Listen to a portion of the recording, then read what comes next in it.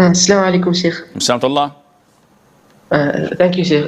Sheikh, my question is, I think I'm a kafir right now because this month I missed already 3 Fajr, and this year I finished around 10 Fajr.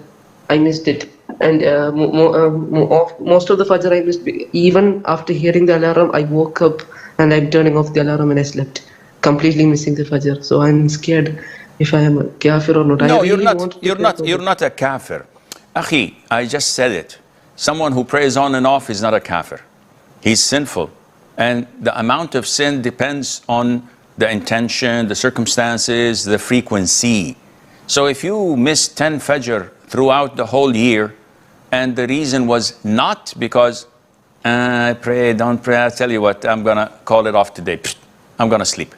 No, it was genuine. I woke up, I heard the alarm, and without having control over myself, I put it off and went back to sleep.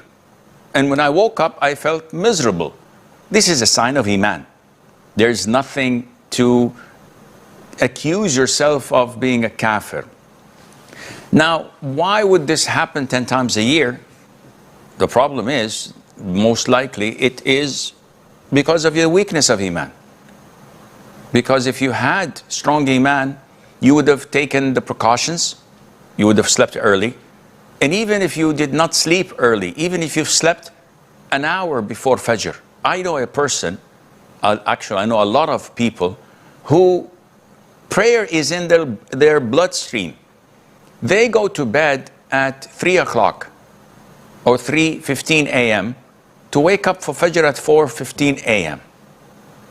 1 hour later, without any problem. They didn't sleep the whole night. What woke them up?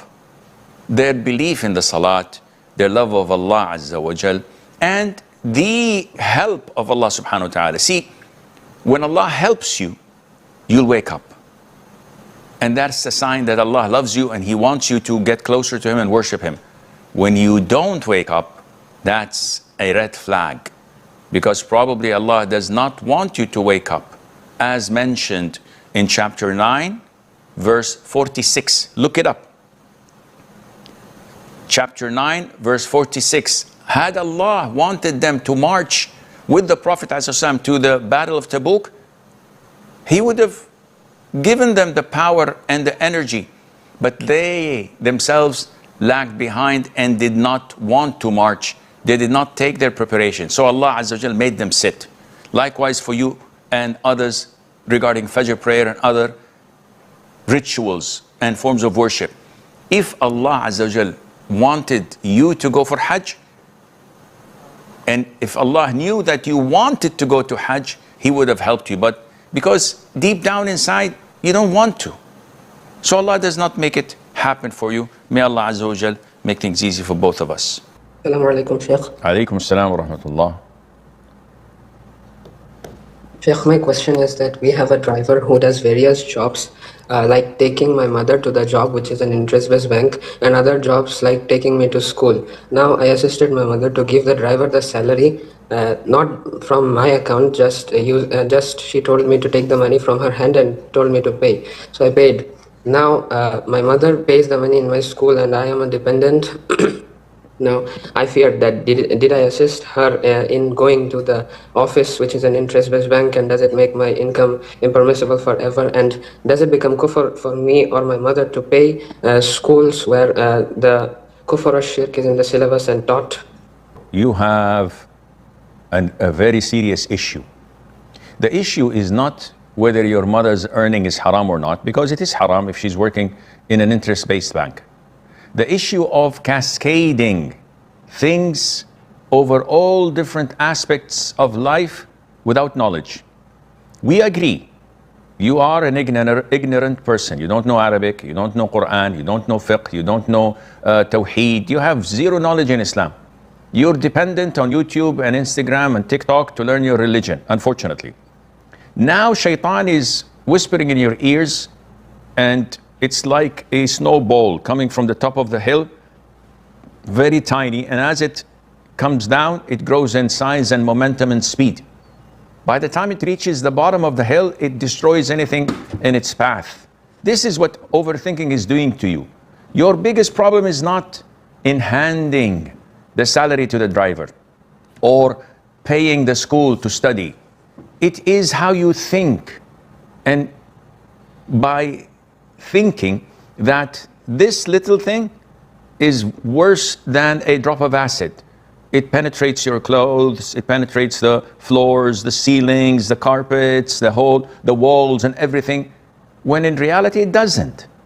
So what you need to do is to sit with a scholar, to talk to him, to have him align your thinking with reality and with Sharia, instead of going around having anxiety and panic attacks, giving takfir to everybody, thinking that your income is haram. And the sad thing is, you're thinking about things in the future.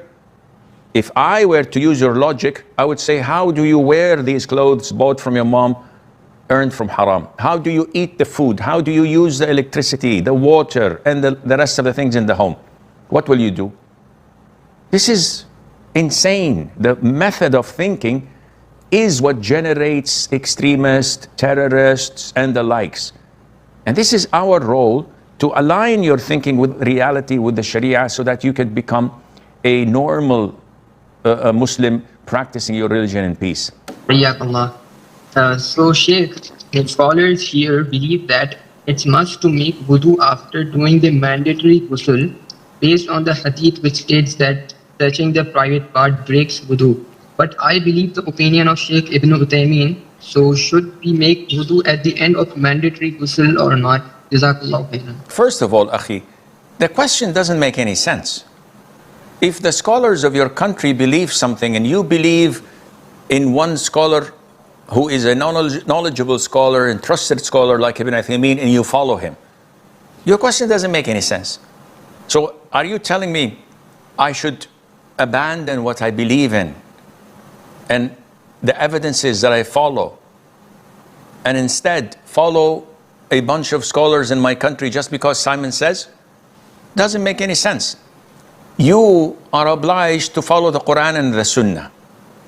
If you're able to interpret that on your own because you're a highly decorated student of knowledge, so be it.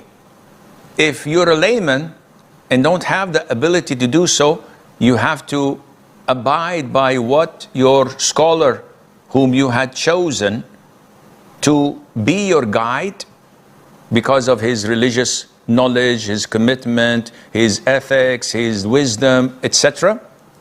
In this case, don't look elsewhere for other opinions. Just stick to what your scholar says, and alhamdulillah, that would be sufficient.